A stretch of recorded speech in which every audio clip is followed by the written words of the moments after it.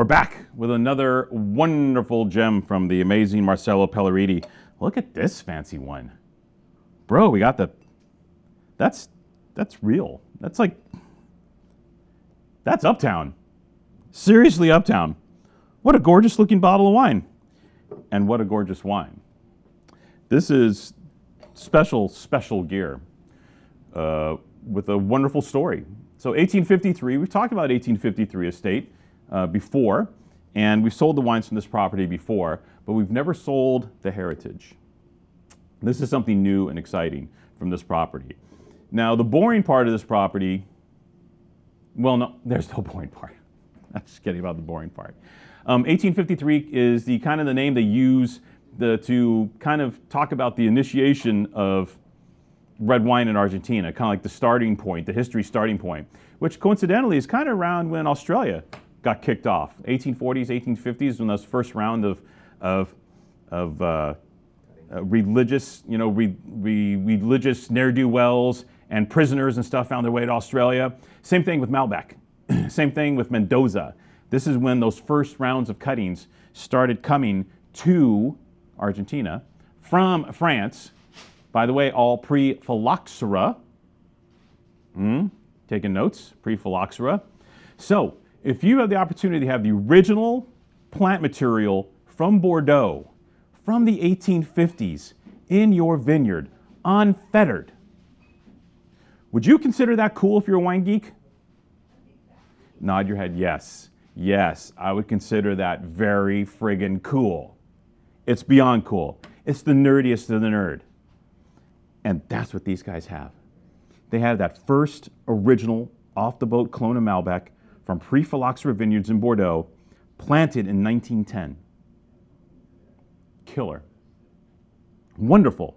And these guys do not F with the vineyard at all. If a vine dies, what they do, these vines are 120 friggin' years old now.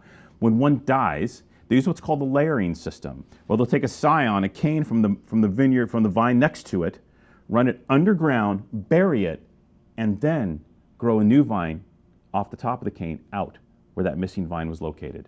So, it remains all the original plant material. No new clones, no new selections in this vineyard. This vineyard is history. History, history, history. And that's why we're drinking Heritage. Because Heritage, they make a straight 1853 Malbec, which is mostly that old vine material, right? Call it 80% or 90%, whatever. But some of those layered vines will find their way into the straight 1853 Malbec. Still, it's like 80, 90%, 100-plus-year-old vines. This one is all the best 100-plus-year-old vine material. Not only that, Marcello Pelleriti, the winemaker, that crazy guy, made 90, 100-point La Violette, Pomerol, et cetera, et cetera. Crazy Marcello Pelleriti, he does individual barrel fermentation with this wine, which I need 1 minute to tell you about individual barrel fermentation. All right, it's a regular wine barrel, right? Regular wine barrel, standard wine barrel. He takes the head off, the end of it off, puts the grapes in, a bunch of dry ice, and does like a hand pigeage, starts crushing the fruit inside the individual barrel. Individual barrel fermentation takes place. What does this do? Oh, it's going to make the wine oaky. No. Opposite. It creates this bond with the oak tannins and with the oak barrel itself to create a wine that is silkier and less oaky through this individual barrel fermentation. Then the wines, they'll press the juice out, and then they'll continue to age this wine in those French oak barrels after they've been cleaned out, with about 10% of it being new. So this isn't a new oak wine, but the process to get those bonds, to get that seamless tannin with that silkiness and richness and power is super labor intensive. He didn't take a bunch of grapes and throw them into a stainless steel vat. This is barrel by barrel, micro vinification. Incredible. All with the original Malbec plant material from Bordeaux from the 1800s. So, want to taste it? Well, you got to buy it. But I can taste it. I'm going to go to our machines here. We're featuring Argentina and Chile on the machines this week. Pretty cool.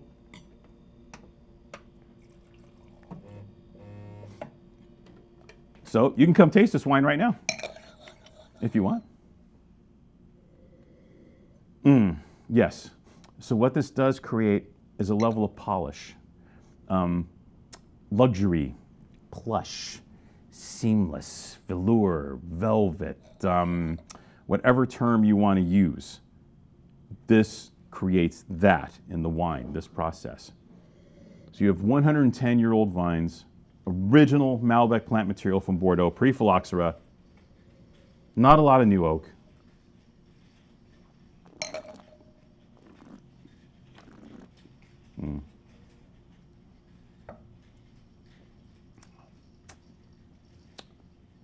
I think you can drink this wine forever, dude.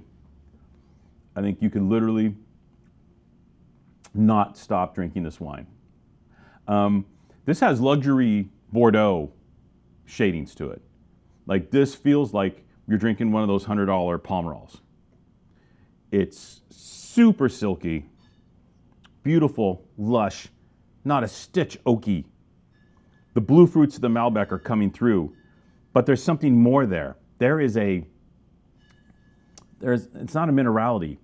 It's a soil. It's a feeling, a character in this wine that a lot of Malbecs don't have. Like, this wine is grounded. Like, the soil is part of it.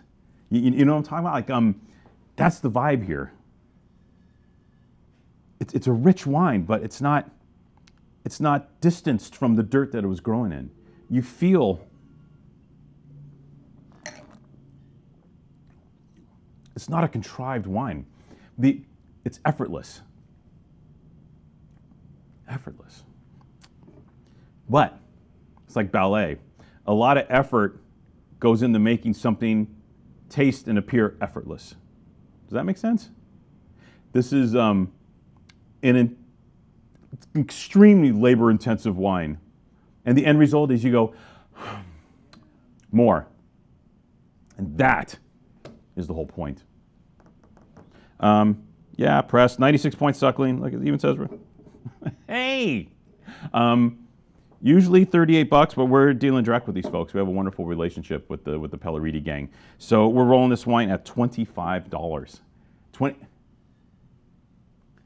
This wine checks every box twice at the price of a Lodi Cabernet. Like, I don't get it. Like, 0 cents. Biggest problem is only 200 bottles. As anticipated, they don't make a ton of this.